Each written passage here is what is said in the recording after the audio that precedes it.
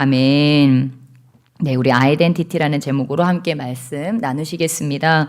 네, 여러분들 아마 또 시험 보시느라고 애쓰시고 또한 일상과 여러 가지를 또 겸해서 하시느라고 또 애쓰실 텐데, 저희가 이렇게 지칠 때 가장 내 육신도 지치고 또 마음도 지칠 때가 때로 있습니다. 우리가 늘 힘이 넘치면 좋겠지만 여러분 피가 막 끓지 않으십니까? 네, 피가 끓으시죠? 끓는 거 맞으시죠? 피가 끓는데 시험 기간이라서 요즘에 좀 고생이 많은데, 네, 그럴 때 무엇입니까? 우리가 그럴 때 생각해 봐야 돼요. 내가 좀 지쳤어. 내가 몸도 힘들고 내 마음도 조금 지친 것 같아. 그럼 어떻게 해야 될까요? 좀 쉼이 필요하다고 하는 것입니다. 예. 저와 여러분이 이 막 폭주 기관차처럼 늘 달릴 수는 없어요. 왜냐하면 육신이 있기 때문에 우리가 열정도 신앙도 힘도 또 무언가를 하고자 하는 의욕도 늘 넘치면 좋겠지만 그렇지 않을 때도 있어요. 그런데 우리가 그럴 때 이제 오해를 하면 안 된다고 하는 것입니다. 나는 너무 잠도 안 자고 과제도 많이 했어요. 또 막 시험 보느라고 열심히 일했어요. 또 여기저기 신경 쓰느라고 내 마음도 좀 소진돼 있어요.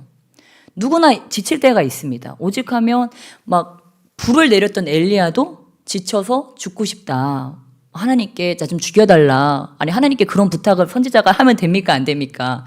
선지자가 그러면 안 되잖아요. 근데 하나님한테 나를 죽여달라고 그런 부탁을 나쁜 부탁을 왜 우리 엘리야도 그랬다고 하는 거예요. 그런 걸 보고 우리는 위안을 삼는 거죠. 엘리야도 지치는구나. 불을 내리던 그 불의 사람, 나중에 불말 타고 올라가잖아요. 또 하늘로 승천하잖아요. 죽지도 않고. 그런 불의 사람 엘리야도 그러는데 그럴지언정 나도 때로 지칠 때가 있구나.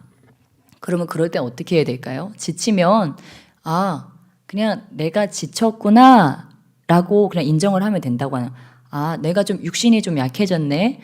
내 마음이 좀 지쳤네. 좀 재충전이 필요하다. 그 시간이 내가 그걸 알아차린 시간이 밤 시간이다. 그러면 자면 되고 밥 때다. 그럼 밥을 좀 영양가 있게 먹어주면 되고 이제 이런 것들이 우리 삶에 좀 필요하다고 하는 거예요. 그러니까 하나님 어떻게 하셨어요? 엘리야가 그런 소리 하니까 하나님은 캐치하셨죠. 얘가 지금 지쳤다. 영적으로 지쳤고 육적으로 지쳤고 마음적으로도 지쳤으니까 일단 먹이자. 그래서 물도 갖다 주시고 또 까마귀 갖다 주니까 또 기분도 좋잖아요. 그래서 이렇게 물도 먹고 떡도 먹고 이렇게 다시 힘을 냈다고 하는 것입니다. 그러니까 저와 여러분도 철인이 아니기 때문에 너무 힘들 때는 때로 우리에게 쉼이 필요하다고 하는 것입니다. 그러고서 힘을 얻고 내가 잘 쉬었어. 육신도 잘 쉬었고 또 내가 혼적으로도 이제 모든 영적으로도 지금 잘 쉰 것 같은데 그런데도 이상하다. 근데 그럴 때 내 마음과 영이 약해졌을 때 내가 약해진 그 순간에 들어오는 공격이 주로 있는데 그게 무엇이냐면 정체성에 대한 공격입니다. 봐봐, 너 이렇게 약하잖아. 내 몸이 힘들어져 있고 의욕도 떨어져 있으니까 그때를 놓치지 않고. 사단도 예수님 언제 테스트했어요?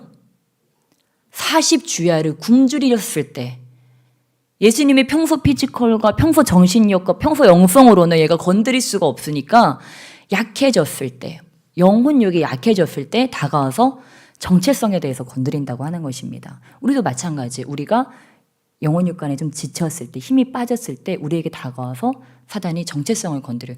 봐봐, 너 이렇게 약하잖아. 너 이렇게 할 수 없는 존재잖아. 너 이렇게 나약해. 너 아무것도 할 수 없어. 하나님이 너를 통해서 뭘 하신다고? 아니, 넌 지금 이렇게 약하고 지쳐 있잖아. 그냥 그대로 그렇게 바닥에 누워 있어. 내가 네 위에 이렇게 앉아 있을게. 그대로 누워 있으면 돼. 절대 일어나면 안 돼. 너는 그렇게 약하고 나약하고 연약한 존재야. 지친 존재야. 그렇게 우리의 정체성을 공격한다고 하는 것입니다. 근데 우리가 그냥 내가 지금 지쳐 있구나, 약해 있구나라는 거 그냥 인정하면 그것들이 그때 우리 약해진 틈을 타서 이렇게 공격을 못해요. 그래서 우리가 이런 상황, 이런 것들이 우리의 삶에 자꾸 축적되었을 때 어떤 나의 약해진 상태 그리고 그것이 이렇게 상승되지 못하고 계속 내 영혼력이 계속 다운된 상태로 이렇게 뭔가에 눌려 있었거나 아니면 누군가의 말이나 언행이나 아니면 환경적으로 아니면 또 영적으로 이런 여러 가지를 통해서 자꾸 눌려 있었던 분들은 그게 자기인 줄 알아요. 나는 항상 이랬어. 난 항상 이렇게 다운돼 있고 눌려 있고 이렇게 나약하고 힘든 존재야. 나는 뭔가 더 내 안에 더 선한 일이 일어날 수가 없어. 근데 보세요, 여러분. 영혼육간에 막 파워가 넘치는 분들 있죠. 눈이 막 희번떡 하잖아요. 눈이 희번떡해서 막 맨날 일 벌리고 다니잖아요. 여기서 막 일하고 저기서 일 벌리고 막 그러고 다니잖아요. 근데 어떻게 저 사람은 저러지? 나는 나한테 지금 주어진 것도 버거워. 벅차. 내 안에서 더 선한 일이 일어날 수 있을까? 그런 생각들을 우리가 오해를 한다고 하는 것입니다. 그것이 아닌데 말입니다. 예, 그래서 우리에게 정말 중요한 것은 내가 어떤 사람인가에 대한 정의가 굉장히 중요합니다. 내가 어떤 사람인가. 성경에도 보면 대부분 다 그러한 이야기입니다. 그는 누구인가. 출애굽기에서 하나님께서 모세를 통해서 자기 자신을 이스라엘 백성들에게 드러내기 시작하시죠. 그때 하나님은 자기 자신에 대해서 무엇이라고 말씀하십니까? 우리 출애굽기 3장 14절에 보면 하나님이 모세에게 이르시되 나는 스스로 있는 자이니라. 스스로 있는 자다. 그렇다면 여러분, 저와 여러분은 어떤 자입니까? 저 혹시 여기 스스로 있는 자 있으십니까?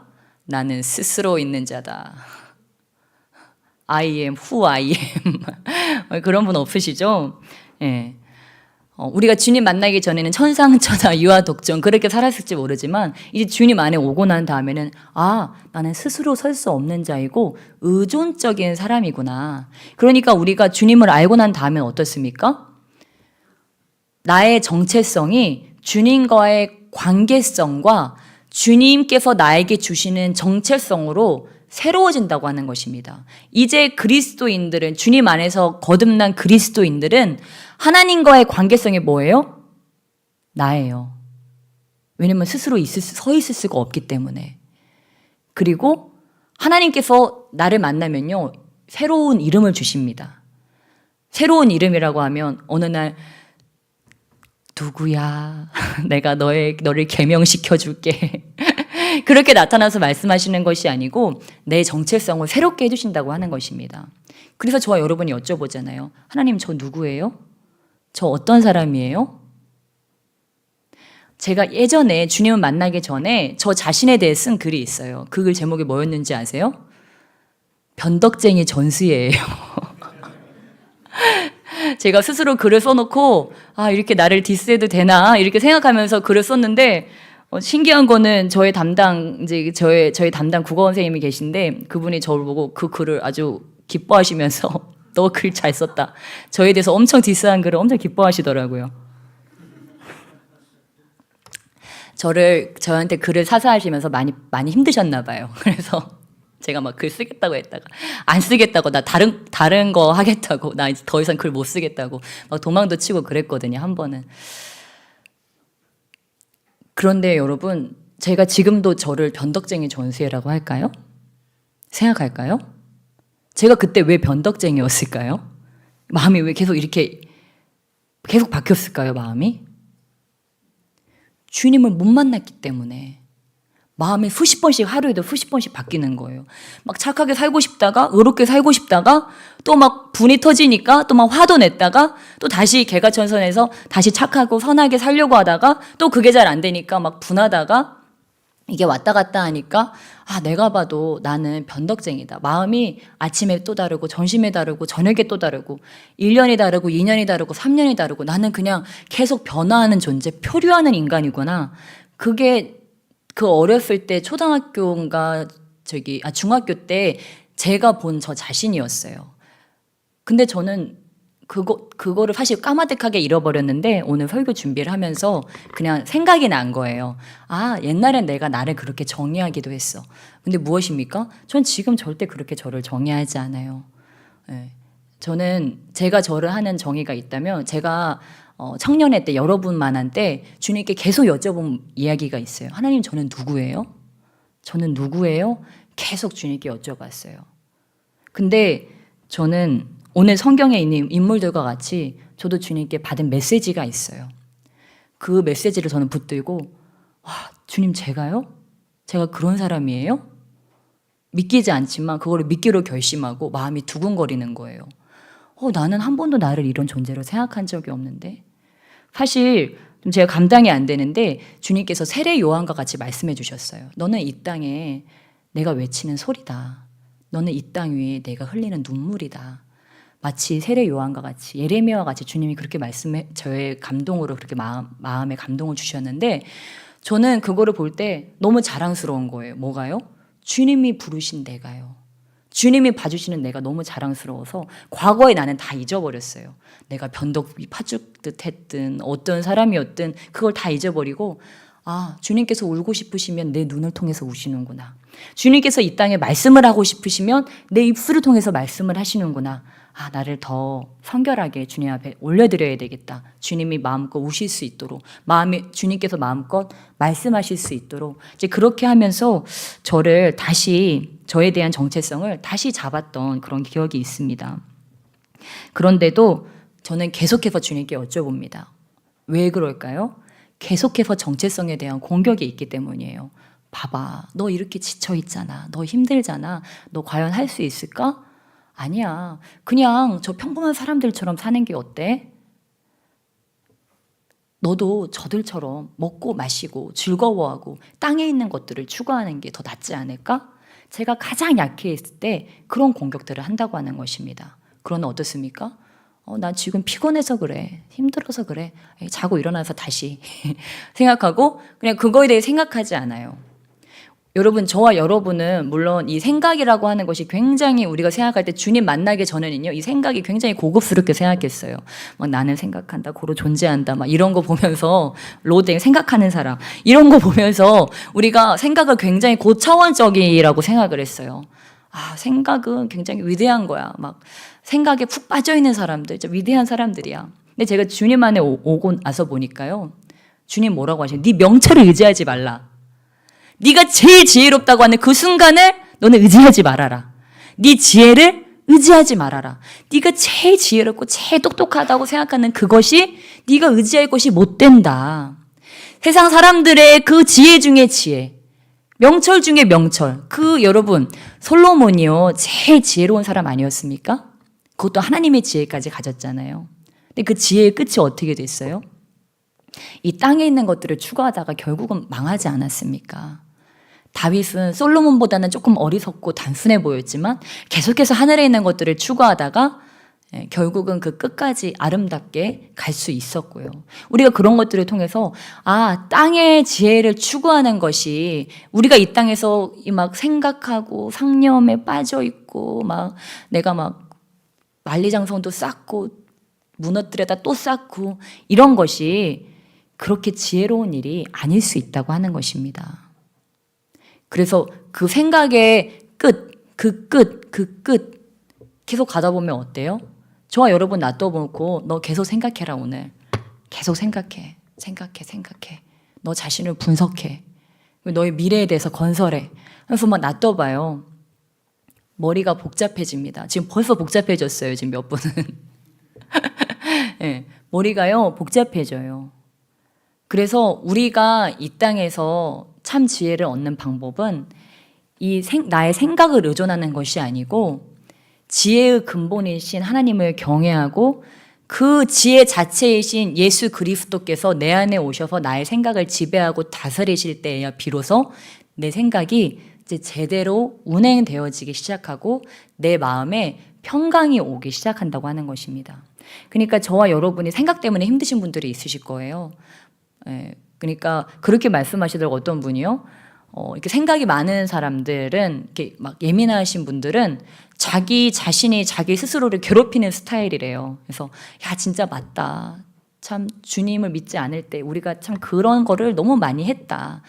내 자신이 내 생각 속에서 나를 괴롭히고 나를 자르고 나를 이렇게 해야 돼 저렇게 해야 돼 그 미래까지도 막 다 땡겨서 막 걱정하면서 그런데 그런 것들을 이제 내가 주체가 돼서 하는 것이 아니고 이제 주님 저는 누구입니까? 하고 주님께 듣고 나의 생각의 이 바톤을 이 표대를 누구한테 드리는 거예요?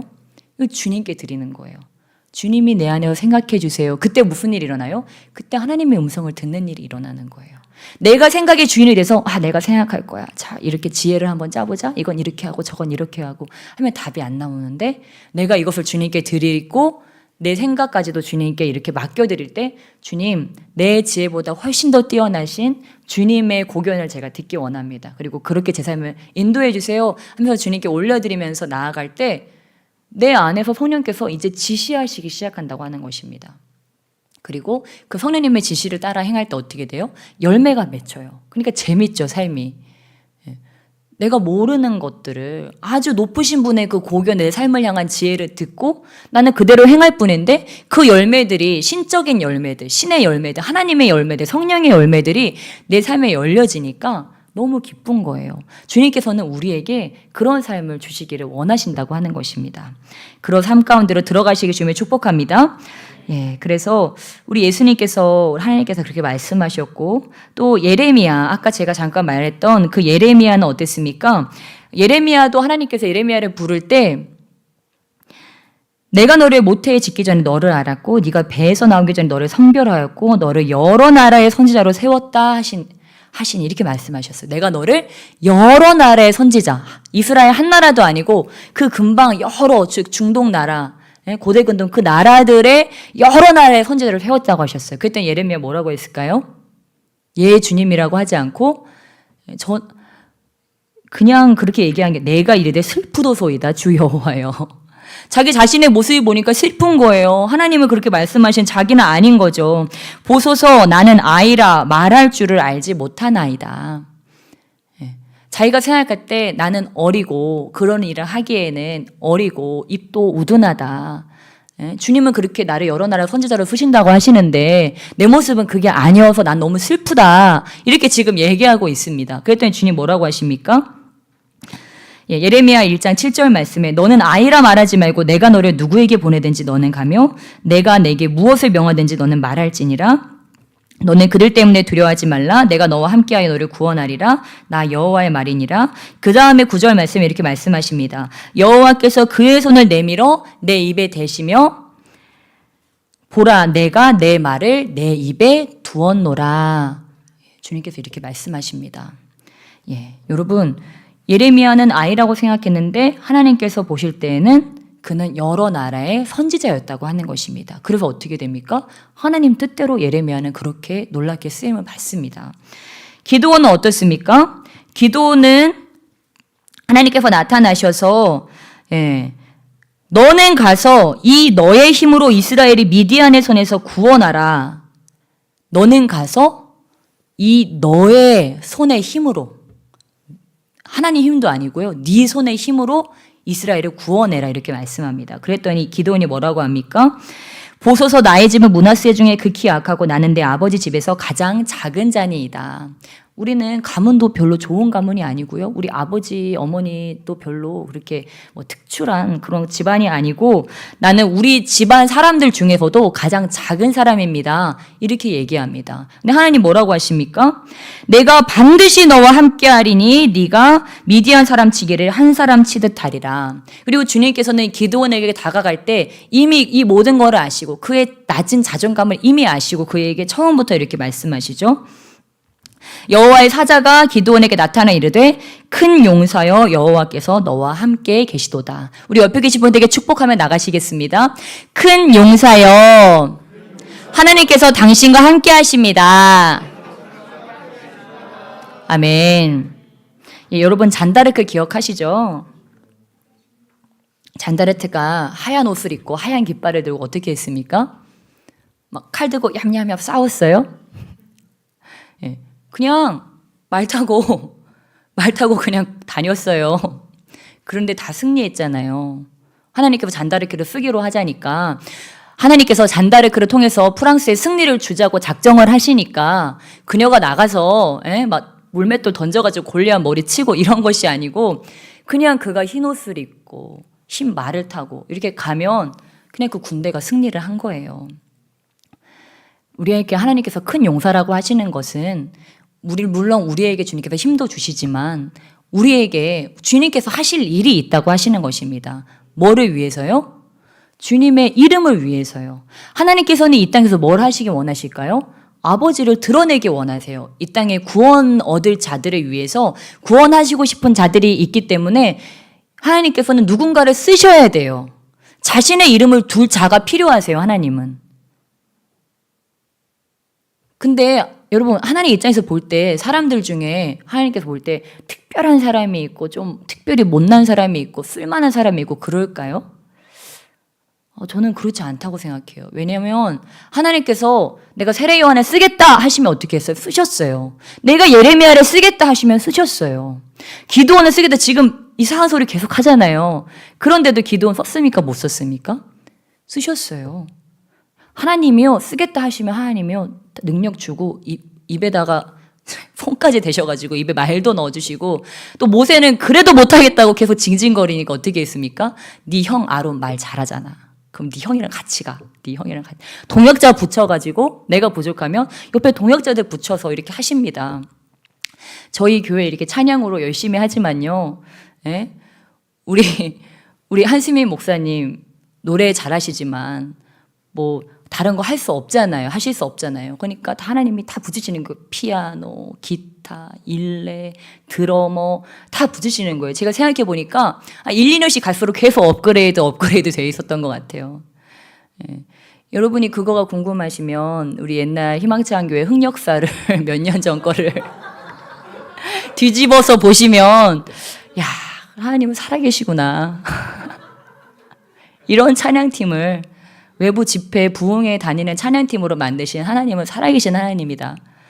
왜 그러십니까? 예, 우리 하승 목사님 막 간증하시잖아요.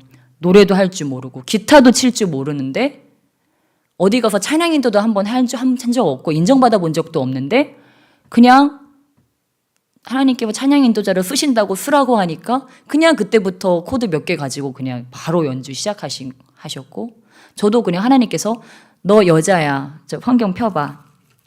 여기 봐봐, 바울이 여자는 말씀 전하지 말라 그랬지, 가르치지 말라 그랬지, 너는 말씀 전해야 돼. 넌 말씀 전해. 그렇게 해가지고 저도 그날부터 말씀 전하기 시작해서 지금까지 이렇게 말씀을 전하고 있습니다. 무엇입니까? 내가 중요한 게 아니고 내가 어떤 사람인가가 중요한 게 아니고 하나님이 나를 어떻게 쓰시겠다 하는 하나님의 의지가 중요하다고 하는 것입니다. 그러면 하나님은 어떻게 하세요? 어떻게든 만들어내세요. 왜요?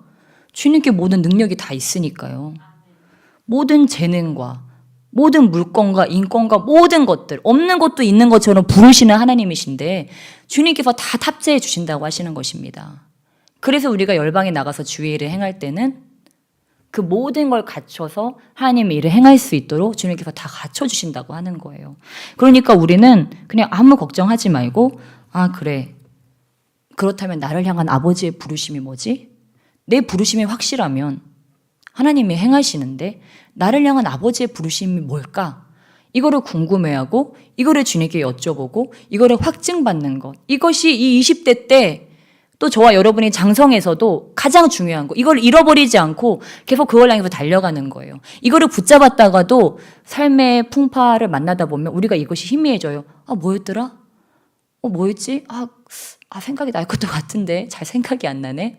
아, 맞다, 내 은사가 이거였지. 아, 하나님께서 나 이거 하라고 이 땅에 보내셨지. 다시 우리가 그 가운데로 들어갈 때 참 기쁨 가운데로 들어간다고 하는 것입니다. 우리는 이 땅을 살아가면서 또한 안데르센 동화를 많이 읽으면서 잘못된 행복 신화에 젖어 있는지도 모릅니다. 그렇게 해서 그 공주는 그 왕자랑 영원히 행복하게 살았대. 이렇게 하면은 뭐 모든 동화가 끝이잖아요. 그렇죠? 어떻게 해서 왕자 만나고 공주 만나서 영원히 행복하게 살았대. 예.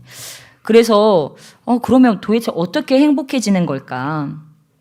우리는 그렇게 그런 이야기들을 듣고 살고 또 오늘날도 우리가 계속 살아가면서 행복이라고 하는 것 자체가 우리의 우상이 돼서 때로는 살아가고 있을 수 있다고 하는 것입니다. 아, 행복해야 돼. 그 행복을 위해서 내가 어떻게 하면 내가 행복해질 수 있을까? 예, 그래서 그런 식으로 말하면 내가 행복하지 않아. 그런 태도는 버리고 그냥 좀 행복하게 지내. 그렇게 하면 행복해질 수 없어 라고 하면서 우리만의 어떤 또 다른 행복에 관한 그런 관념을 가지고서 나 스스로에게 또한 아이들에게 다음 세대를 교육하고 있다고 하는 것입니다.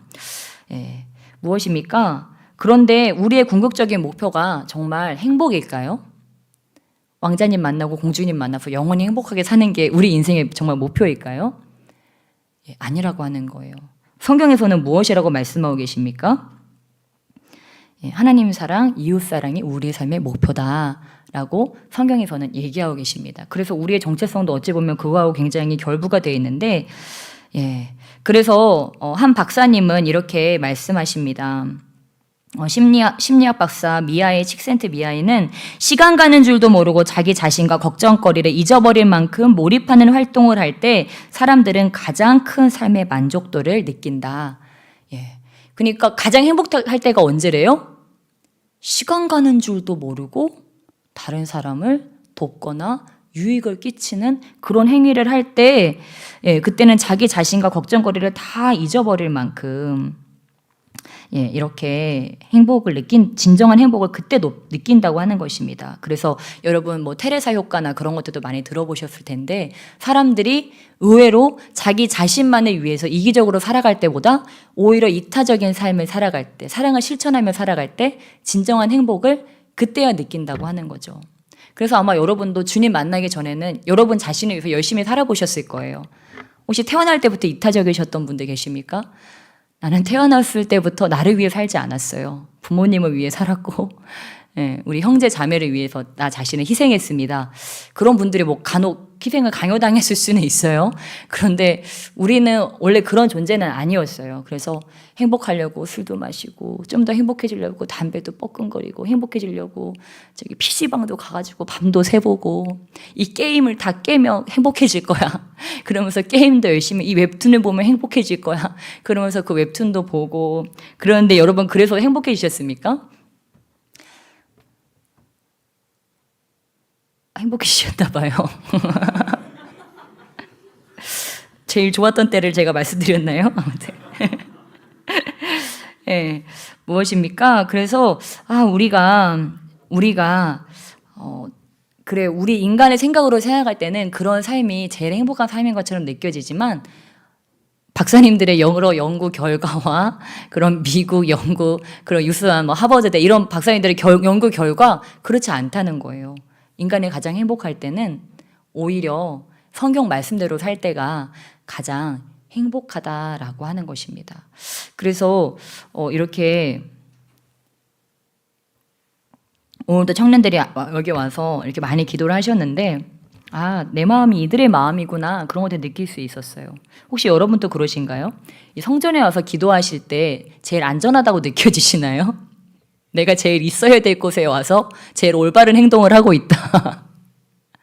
그런 거를 아마 또 여기는 대부분 또 사명자분들도 사명을 깨달으신 분들, 또한 내가 사역자는 아니지만 하나님께서 나를 또 세상의 사명자로 불렀다, 이런 분들이 계셔서 아마 그러실 거예요. 여기다. 안전하다. 꼭 이 성전이 아니더라도 우리가 주님 안에서 주님을 내가 전심으로 이렇게 기뻐하고 예배할 때, 찬양하거나 말씀 묵상하거나 그럴 때, 이곳이 제일 안전한 곳이구나. 이게 바로 내가 살아가야 되는 나의 삶의 방식, 나의 존재 방식이 바로 이거구나.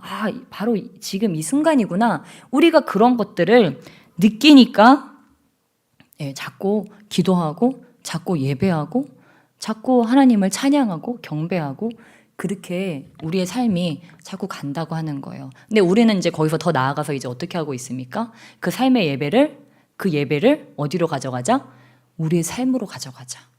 그리고 나의 뇌, 내 생각에 그런 것들을 가져와서 이제 여기서만 내가 지금 올바른 삶의 방식으로 살아가고 있다가 아니고, 이 예수님을 모시고 내가 가는 곳마다 그 예수님의 평강을 풀어놓고 예수님을 예배하고 예수님을 기뻐하면서 우리의 삶을 살아가게 되면 그 예배 처소가 우리의 삶으로 확장된다고 하는 것입니다. 네, 그래서 우리가 그런 것들을 기억하면서 예레미야, 기드온도 하나님께서 그렇게 부르셨구나. 예, 세례 요한도 바로 자신이 요한복음 1장 23절에 나는 선지자 이사야의 말과 같이 주의 길을 곧게 하라고 광야에서 외치는 자의 소리로라 하니라 라고 바리새인들에게 자기 자신에 대해서 그렇게 자신을 정의합니다. 사도 바울은 자신에 대해서 어떻게 정의합니까? 나는 이방인의 사도다라고 갈라디아서 2장 8절에 나를 이방인의 사도로 삼으셨느니라 이렇게 말씀하십니다. 그리고 예수님께서는 자기 자신에 대해서 어떻게 말씀하십니까? 요한복음 14장 6절에 내가 곧 길이요 진리요 생명이 나로 말미암지 않고는 아버지께로 올 자가 없느니라 이렇게 말씀하십니다. 그러면 하나님은 예수님에 대해서 어떻게 말씀하십니까? 예수님의 정체성에 대해서 마태복음 3장 17절에 세례 받으실 때 하늘로부터 소리가 있어 말씀하시되 이는 내 사랑하는 아들이요 내 기뻐하는 자라 이렇게 말씀하십니다. 근데 이런 일이 두 번 더 있어요. 언제 있냐면 우리 마태복음 17장 5절 변화산에서 한 번 또 있고 또 마지막에 요한복음 12장 23절의 순환주간에 또 다시 한번 하나님께서 이는 내 사랑하는 아들이요 내 기뻐하는 자라라고 이렇게 성경에 걸쳐서 세 번에 걸쳐서 주님이 말씀하십니다. 이것은 우리에게 무엇을 이야기하는 걸까요? 우리가 예수님을 인정하든 인정하지 않든 그분을 내 주인으로 모셔드리든 내 메시아로 모셔드리지 않든 배척을 하던 상관없이 하나님께서는 하나님의 아들이신 예수 그리스도를 기뻐하시고 그를 택하셨고 예수님의 전 생애를 거쳐서 하나님께서 변함없이 그를 사랑하고 계시고 그를 기뻐하고 계시다고 하는 거예요. 근데 이게 오늘 본문이잖아요. 제가 하나님이 예수님 기뻐하셨다는 얘기하려고 오늘 지금 이 설교를 하고 있을까요? 무엇입니까? 하나님께서 이제는 예수님을 우리의 몸의 성전의 주인으로 모셔드린 저와 여러분은 어떻게 하세요? 나를 사랑하는 자요, 내 기뻐하는 자라고 우리 주님이 말씀하시는 것입니다. 그것이 뭐예요? 그것이 나의 정체성. 그것이 나의 정체성이라고 하는 거예요. 그래서 저와 여러분은 이제 나의 정체성은 뭐예요? 내 정체성은 예수님의 정체성. 내 사랑하는 자요, 기뻐하는 자다.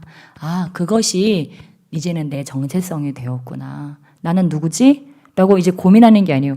나란 사람 어떤 사람이지? 나 어제도 이런 실수했는데 나 오늘도 또 이런 하지 말아야 될 짓을 했어. 그거를 내 정체성으로 가져오는 게 아니고 맞아. 하나님께서 이는 내 사랑하는 자요. 내 기뻐하는 아들이라고 하셨어. 기뻐하는 딸이라고 하셨어. 이게 나의 정체성이구나. 제가 여러분과 아가서 말씀에 대해서 여러 번 나눴는데 아가서 말씀을 제가 계속 나누는 이유는 우리 하나님께서 우리 신앙생활에 이 아가서가 풀어져야 되기 때문입니다. 그래서 6월절날 그 백성들이 읽는 두루마리가 이 아가서 두루마리라고 했습니다. 왜 그럴까요?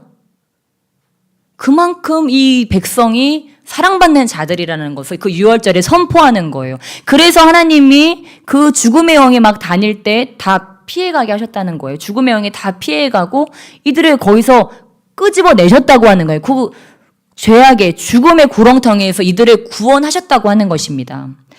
그래서 한 가지 더 예수님의 이름에 대해서 나누기를 원하는데 우리 예수님의 이름에 대해서 이사야 7장 14절에 예언되었을 때 보라 처녀가 잉태하여 아들을 낳을 것이요 그 이름을 임마누엘이라 하리라 이렇게 말씀하셨습니다. 마태복음 1장 23절에 이렇게 말씀하십니다. 보라 처녀가 잉태하여 아들을 낳을 것이요 그의 이름은 임마누엘이라 하리라 하셨으니 이를 번역한지 하나님이 우리와 함께 계시다. 임마누엘의 뜻은 하나님이 우리와 함께 계시다. 라는 뜻이에요. 뭐라고요? 하나님이 우리와 함께 계시다. 하나님이 나와 함께 계시다. 그게 뭐예요? 예수님의 이름이에요. 예수님께서 이 땅에 오셨을 때 나에게는 어떤 일이 일어난 거예요? 함께 하시는 하나님이 나에게 찾아오신 거예요. 그래서 예수님 이름 자체가 너네 이거를 믿어. 내 이름은 너와 함께하는 하나님이야. 예수님께서 그렇게 우리에게 찾아오셨다고 하는 것입니다. 네, 그래서 푸른 마르고 꽃은 시드나 주의 말씀은 영원하다고 말씀하셨는데 여호와의 말씀은 영원하다고 말씀하셨는데 우리는 들의 풀과 또한 시드는 꽃과 똑같습니다. 바람 불면 시들어버리고 말라버리는 들풀과 똑같은데 주님은 우리를 어떤 존재로 바꿔놓으셨어요? 예수 그리스도를 믿는 자들은 살아서 나를 믿는 자는 죽지 않을 것이고 또 죽어도 살 것이라고 말씀하셨어요. 우리를 들의 풀과 같은 꽃처럼 시드는 우리의 존재를 영원의 존재로 바꿔버리셨다고 하는 것입니다. 우리가 주님과 연결될 때 우리는 어떻게 돼요? 그 직전까지만 해도 들의 풀처럼 꽃처럼 시들어버리는, 이슬처럼 시들어버리는 존재였는데 주님과 우리가 연결이 되고 내가 주님 안에 거하게 되면 내 존재는 어떻게 돼요? 영원의 존재로 바뀌어진다고 하는 것입니다. 영원의 존재가 된다는 건 무슨 말일까요? 영원히 존재할 만한 가치 있는 자로 내가 바뀌어진다고 하는 거예요. 소중하지 않은 것들은, 짐승은 땅으로 내려가지 않습니까? 짐승들의 혼은 땅으로 내려가요. 그런데 하나님 예수 그리스도를 믿고 구원받은 자들은 어떻게 돼요? 하늘로 올라가서 영생으로 들어간다고 하는 것입니다. 그러니까 저와 여러분은 이 땅에서 내가 들의 풀처럼 시드는 존재였는데 하나님을 만남으로 인해서 나는 영원한 존재가 됐구나. 영원히 살 만한 가치를 부여받은 존재. 하나님과 같이 왕노릇할 수 있는 존재로 나는 바뀌어졌구나. 존재가 완전히 영원한 가치의 존재로 내 가치가 엄청난 가치의 존재가 되었구나 라는 것을 저와 여러분이 기억하시길 주면 축복합니다. 그래서 삶에서 혹시라도 저와 여러분에 대한 가치를 훼손하는 그런 일들이 생긴다면 또한 스스로에게 너는 그만큼의 가치가 되지 않아 라고 우리의 삶을 가치를 평가절하해서 너는 이런 사람이잖아 라고 자꾸만 그런 공격들이 들어온다면 아니야. 나는 이제 영원히 왕노릇하게 됐어. 나는 하늘나라의 상급을 바라보고 가는 자야. 나는 하나님과 함께 왕노릇하면서 열방을 주님께서 다스리게 하신다고 하셨어. 그게 나의 정체성이야. 그래서 어떻게 된다고 하셨어요? 이 바울이요, 괜히 이렇게 열심히 일한 게 아니에요. 하나님의 나라를 위해서. 이는 자신이 예수님과 같이 완전한 부활체가 될 것을 믿었습니다. 이 바울은 그 예수님을 부활체 대신 완전하신 예수님을 봤는데 자기도 그렇게 될 것을 믿었다고 하는 거예요. 그렇기 때문에 거기에 자신의 삶을 올인해버린 거예요. 그러니까 저와 여러분이 이 땅을 살아갈 때 한시적인 삶이 아니구나. 순간적인 삶이 아니고 영원한 삶이고 나는 그 영원한 부활체가 되어가고 있는 과정이구나. 그러니까 사도 바울은 이 땅에서의 영광이 아닌 하늘의 영광을 바라보는 거. 이 땅에 살면서도 영원한 나라를 바라보면서 그 영원한 나라에서의 상급들을 바라보니까 내가 저 영원한 나라의 상급을 저 표대를 향해서 내가 오늘도 다름질해야 되겠다. 그걸 향해서 나아갔다고 하는 것입니다. 예, 오늘도 저와 여러분이 그 나를 향한 하나님의 그 놀라운 계획, 그것들을 발견하시고 또한 내가 하나님 안에서 얼마나 놀라운 존재인지, 또 하나님께서 내 안에 정말 얼마나 놀라운 천국을 주기 원하시는지, 저와 여러분이 그동안 속아서 누리지 못했던 천국, 또한 빼앗겼던 그러한 천국들, 아버지 저 그 안으로 들어가기 원합니다. 그래서 스데반이 봤던 그 천국, 사도 바울이 그 감옥 속에서도 누렸던 그 기쁨, 이런 한시적인 이 삶을 초월하는 그 하늘나라의 그 임재와 그 기쁨 가운데로 내가 들어가기 원합니다. 아버지 그것이 나의 삶에 또한 들어오게 하시고 내 안에 있는 수많은 속임들과 아버지 이 주님과 나를 분리시키려고 하는 이 수많은 공격들이 있습니다. 아버지 이것들을 성령의 불로 태워주시옵소서. 저는 주님 안에 거하기를 원합니다. 주님 제가 주님을 붙듭니다. 주여 더욱 나를 붙들어 주시고 아버지 주님의 그 영향력 가운데로 더 들어갈 수 있도록 나를 인도하여 주시옵소서. 우리 간절하게 주여 삼창하시며 우리 기도하시며 나가시겠습니다. 주여